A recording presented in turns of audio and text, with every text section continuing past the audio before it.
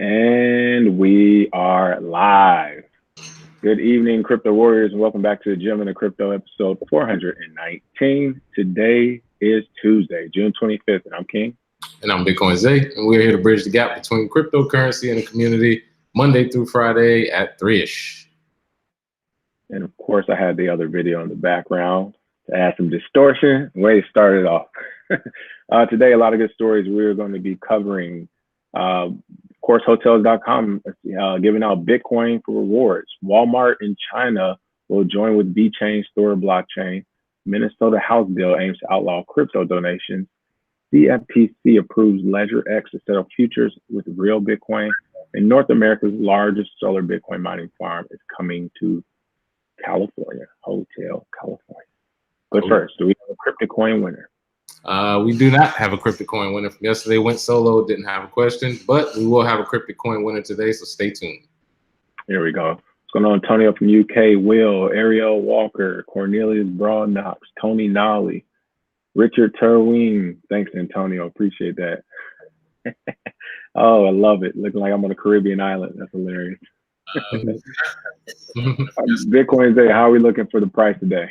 Oh, man. Well, if you've paid attention to the price the last few days over the weekend, we did have a small dip, but it was just a small correction because, boom, on this day, we have a 5% gain for Bitcoin up to $11,550. Ripple's still at 47 cents, up only 0.3%. Ethereum is at $313, up only 1% today. Bcash is at $476, showing some life, up 1% today. EOS is at $7.12, down 1% today. And again, Litecoin is down another 1.6% today, down to $133. So some green, a good mixture of green and red today, but Bitcoin is the big winner so far. Definitely a big boost this morning. Nice, nice. So what's your thoughts, your personal thoughts, as far as, are we going to see a pullback? I know some people are calling for dead cat bounces. Some people are saying, hey, this thing is just starting off again. What's your thoughts? Oh yeah, well, for the most part, in a market such as this, one of the things you don't want to do is FOMO into it. We always teach that. Don't think you're going to miss out on it. However, from a bullish standpoint, I think we will see a slight pullback. At what level? I'm not sure. The next level to watch is at 13K. That is the next psychological as well as Fibonacci level most people are looking at. If we push past this level right here and we reach that, then we'll look for a pullback. But long term, I don't see it slowing down anytime soon. We've never had this much institutional investment at this price, and there's not that many, mainstream people covering it. Google search views haven't, went through the roof like last time, not yet. So I think this bull run is just getting started, and it's always a good time to buy Bitcoin. Just make sure your dollar cost average and don't FOMO into the price. So that's my thought. One of the things we continuously mention as well is how, last year, basically it was like 2016 or 2015, 2016. This year is feeling like it as well, going into it, and then we're starting to go back into that 2017 feel, the price jumping. But just looking at the chart here, I mean, it literally mirrors it. We're on track. For those who are watching us, you can see here, when we first got that first peak, we had a dip here, which at the time was pretty big, and then a second dip here, some mini ones here. But I mean, literally, it looks like we're about to go down that same trajectory. You got the slight spike right here. We're going to dip a little bit. That psychological, pressure, as you said, right now, going past 11, 5, 12. Pump again, dip before we get that big pump to who knows where it can go. Oh yeah, and remember last time we had that dip. Remember we had the whole Roger Ver situation in August, or JP Morgan situation where Jamie Dimon came out. He dipped it. You're right. He actually dipped it. Dropped in like 2 days. So I'm looking for something like that to happen, maybe, pretty soon. But I don't think it'll be. Nobody listens to Jamie Dimon. They got to pull somebody else. One of the other cronies that are friends with him. That was a great point you just made. He definitely was the one who caused that initial dip. So you're right. I wonder who's going to get that next tap on the shoulder. There's going to be somebody big. Don't be surprised if all you folks out there, your beloved President Obama comes on and be like, listen, if you do this, you're a treasonous, felonious criminal. Like, don't mess with this stuff. Oh, yeah. All right. So that's a good look at the prices. Go ahead and get this first story up on the screen. Now you can get Bitcoin rewards when booking at hotels.com. What is going on with this? Amazing news. Oh, yeah. I got to give them a hand clap. shout out to Lolly, definitely one of the best Bitcoin startups out right now. Well, basically, Lolly, if you don't know, they are a rewards platform for online purchases. So just like any other rewards program, where if you purchase something at a store like Booking.com, Priceline, Hilton, Marriott, some of the people that they partner with Hotels.com, you earn money back, except this money is not in fiat. This money is in Bitcoin. So if you're looking to actually gain Bitcoin without buying it directly from the exchange, just shop like you regularly do. You can book hotels online, and then you can actually get rewards back in Bitcoin. So you earn Bitcoin just for doing what you already do. So this is great news. And right here it actually states that they're leveraging our Hotels.com and Booking.com partnerships to begin international expansion in the coming months. Canada has been in high demand, and we think that's a great test market. So that's where they'll be testing to start, and they say that it'll help them expand to other countries as well. So this is huge news for anybody who knows about Lolly or is learning about it. This is a great platform to use. I mean, again, this is one of those examples of this is the future. Like, yeah. It's officially here. So for those who've been with us, I'm glad to have you. Mm-hmm. Wanted to take a look at this actual chat window. We're getting some good comments in. We're using the Hangout. We're using the Hangouts. You know we don't do this a lot, so bear with us as we get these. All right, so going to the chat window, say what's going on. Will Sergeant Crypto here. White says no. Tesla, Donald Muhammad, Shinobi One, Panji Smoke. Hello. But Shinobi One made a great comment here. Imagine if Bitcoin Cash and Bitcoin SV were still a part of Bitcoin. That's something we have always said. When you're looking at the price, Bitcoin's not even its real price right now. It should already, I mean, add 4,000 to 5,000. Every time you see the price, add 4,000 or 5,000, easy. A little bit from the Bitcoin Cash, and then a little bit from various projects who have just ripped off the name and sent people astray. I mean, literally, altcoins. Imagine if the liquidity of most of these altcoins was in Bitcoin. Right, yeah. You don't even need to be around, yeah. So that's pretty cool to see that. That was very interesting. All right, next up, Walmart China will track food and supply chain with VeChain Store blockchain. That is right. Walmart China is kicking off a new partner program, it looks like, with VeChain, where they, per release of their statement, they're saying the Walmart China blockchain traceability platform, hilarious, the WCBTP, will be a joint venture by Walmart China, VeChain, of course, PricewaterhouseCoopers. They find their way in the mix somehow. Cattle Company, Enter, Mongolia Kirchen, and the China Chain Store and Franchise Association.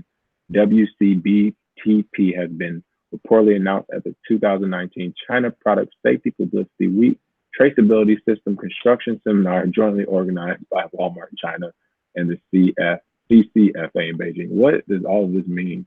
Man, good gracious. Well, it looks as though there will be a few projects partnering up to use blockchain technology. In the simplest terms, Walmart has been using blockchain technology, will be using it. And we've always asked, which blockchain will they use? Well, we've speculated that VeChain may be one. Long time ago, we actually speculated this because it was for China. It was a project built by the Chinese for the Chinese. And in fact, if you look at the price this morning, it's up 27%. As soon as that news came out, VeChain took a huge spike. And as far as blockchains go, supply blockchains as big as Walmart, VeChain seems to be a good solution. So I'm sure they'll test it in China with these different companies, and the traceability system, it'll account for about 50% of fresh meat, 40% of total sales of vegetables, 12.5% of seafood. So they will have a big impact based on that blockchain technology. Good to see from VeChain. Actually, some good partnerships coming. Some real partnerships. So my thing is people like Tron. Hilarious. I know we're gonna have lunch, and this is considered a partnership. Does something like this actually work though? Because it's still for the work, each person, each end user will have to be, I guess, telling the truth. What would happen if, kind of like the derivatives market with the housing crisis? What would happen if, for whatever reason, the farmers and some of these private companies got together and was like, "Hey, just say you're doing it, whatever, save you money, save us time and money," and to everybody looking at the blockchain and think it's real. I mean, could that happen? How to stop that? Well, to an extent, but there will always be the human element. The thing that blockchain does is it cuts it down drastically. So as far as verification of whether it's real or not, you only need a few people that can look at numbers, look at barcodes, look at different stuff to verify it. And because it is traceable, if there is a mistake, they will find it pretty quick. It'll, you know, I'm sure they have alerts and stuff to do it. So that human element doesn't go away completely, but it is reduced a lot. So you don't have to pay. And I mean, you talk about people, you talk about food. Imagine, you know, from the point, for those who eat poultry, you know, you get a chicken and from its birth, it's placed with like a barcode thing around its ankle, and you can literally track it from its birth to the point it's in the store and your basket and back at home on the table. I mean, that's something incredible. Can't lie anymore about free range chicken. Free range, they're in there locked up, huh? No, right?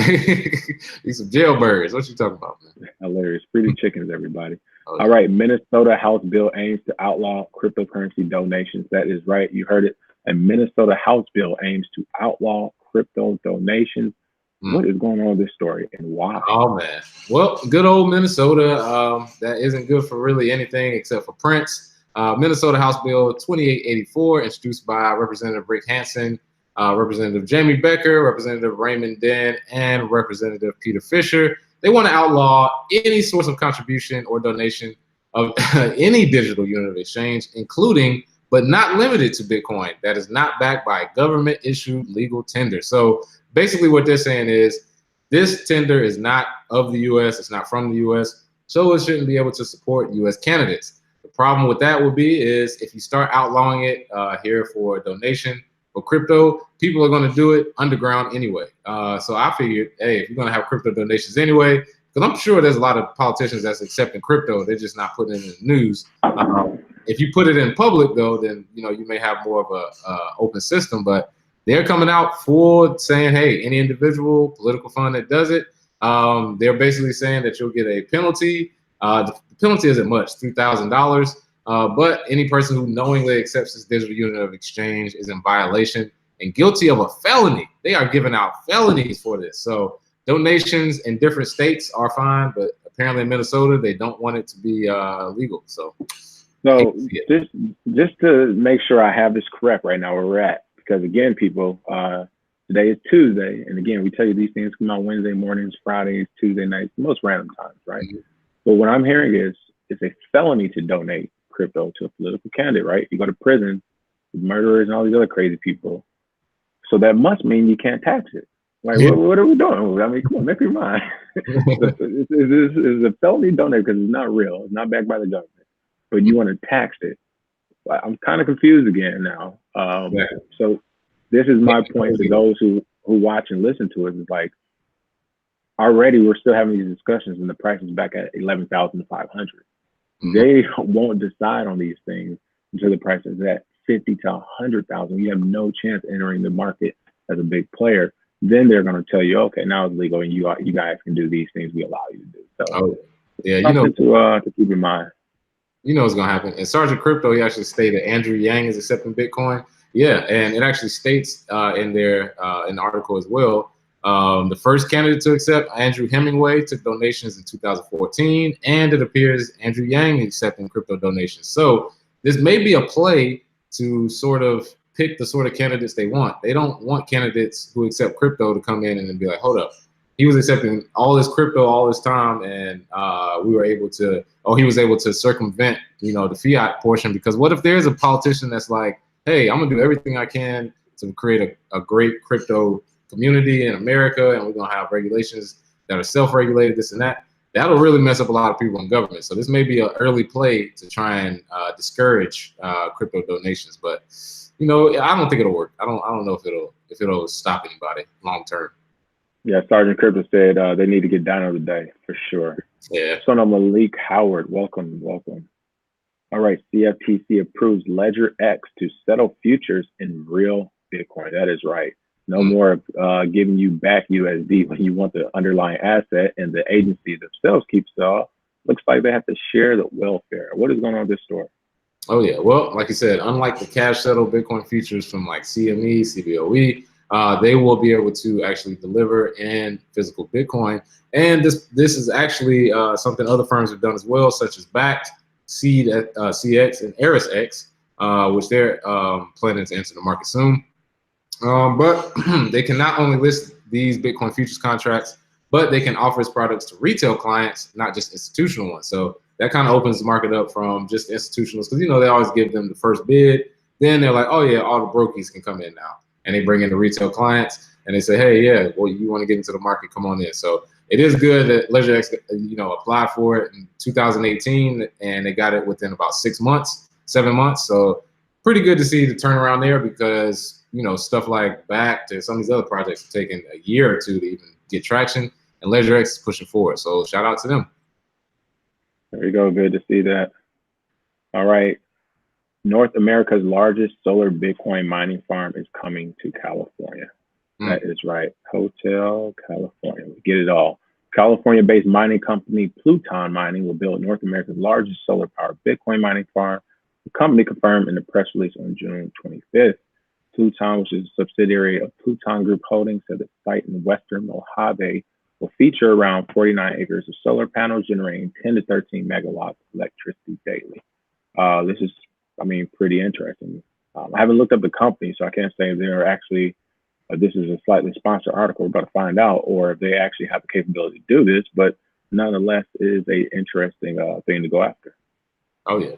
Yeah, and I think mining with solar power is a huge industry to get into. And if you have the means to set up a solar mining farm, you should use it to mine Bitcoin or cryptocurrencies, because if you're going to get, which is crazy, you know, if you think about it, you can actually get government subsidies for solar power systems. And then you can use that solar power system to mine Bitcoin, which technically is not a government currency. So it is sort of funny to look at, you know, the development of this over time. And because it's in California, like they said, annual high quota of sunlight, which is about 70%. And then, of course, local utilities secure low-cost power. Hey, you got a perfect storm of great mining and, of course, a lot of money to be paid there. And in California, if these companies really take off, I'm sure Silicon Valley will get their hands in there somewhere. I don't know exactly how, but they'll be in there somehow. Right.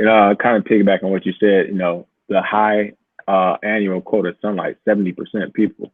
This is what we always talk about and joke about. Like, it literally, you know, it does not do that R word here. I hate to say it because it might actually do it today, but it rarely rains here and it's just sunny all the time. It's beautiful. So this is one of the, especially with the climate. I mean, even in the desert, as far as, you know, keeping the servers cool and all that stuff at night, it's not an issue. Daytime, of course, you get those hours, but with just that natural solar power, I mean, this is a big win for miners. Oh, yeah, definitely. All right. And with that being said, what are we doing for the free crypto coin for today?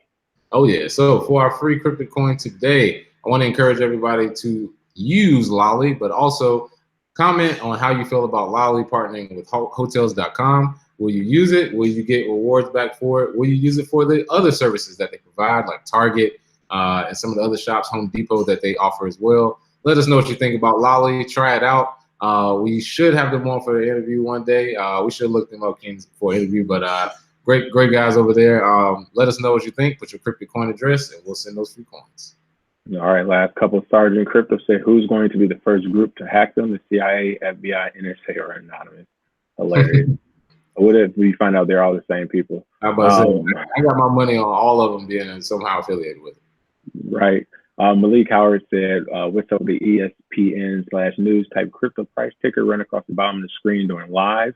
I'm not sure we can get a live price ticker, but there may be a way, because I know we can link like just the previous price, you know, before the show starts. But regardless, do some of that due diligence and throw it our way, man. We got a full plate right now, but let us know how that works. We'll get it set up.